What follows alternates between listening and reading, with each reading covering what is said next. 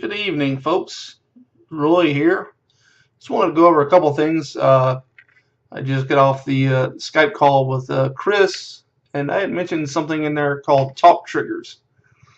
What are talk triggers? Talk triggers are something that comes up in your business that allows people to talk more about your business and what they found in it that they liked, or stuff like that, so that they could use that to refer your business to other people.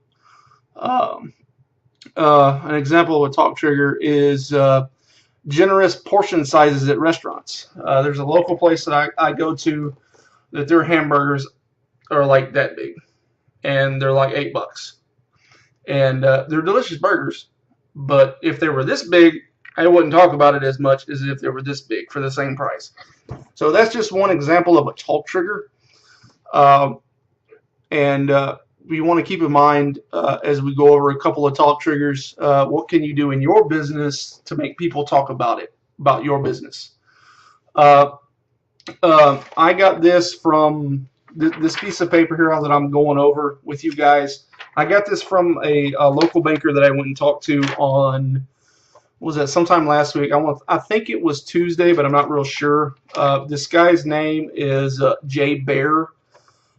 He does a couple of YouTube videos on this. He's some kind of business expert or guru or whatever you want to call it. He says that by 2020, the majority of buying decisions will be made solely on customer experience. 50% of all purchases are made by word of mouth. So build talk triggers in your business that compel word of mouth. The 4 components to build a talk trigger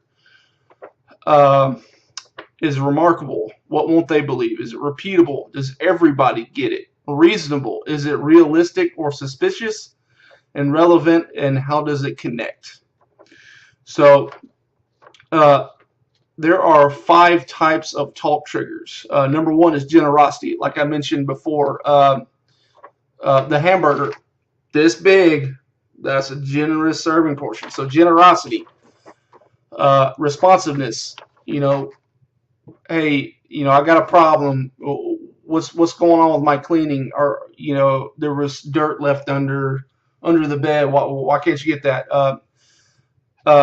Your response to that really is going to propel your business forward, and that is your opportunity to prove yourself to your customer. How responsive you are. Number 3, usefulness. How useful is your business to them?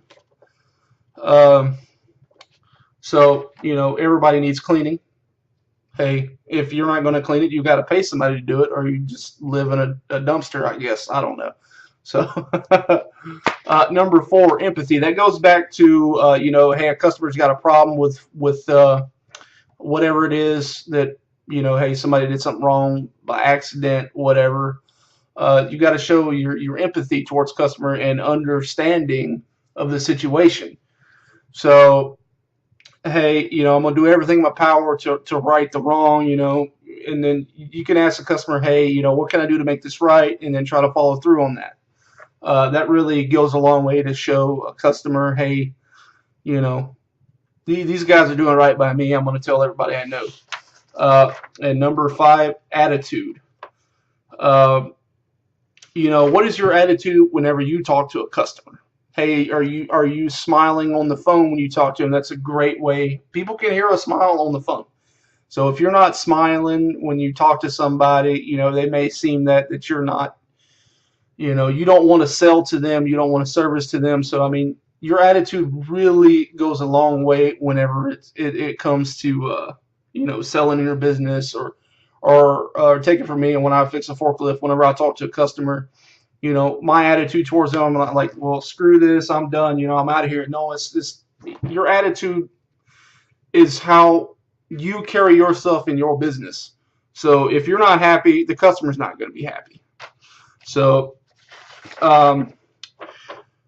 there's also another secret trigger called awareness.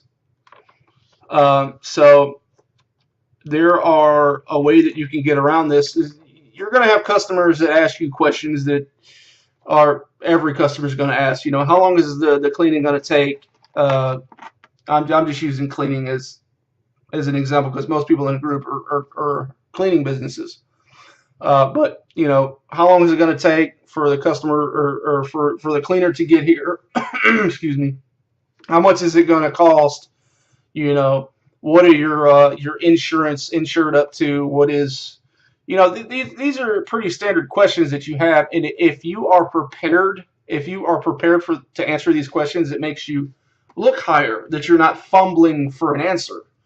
That it makes you look more professional, and people will notice this. So you need to be on your A game whenever it comes time to answer any questions and not drop that ball. And let's see what else we got here. I believe that is it. And in the comments, I'm going to drop a YouTube video to this guy. His name is Jay Bear. I just kind of wanted to go over this with you guys a little bit, and pretty much give you the rundown on what me and the banker talked about last week. So there you go. Good evening, guys.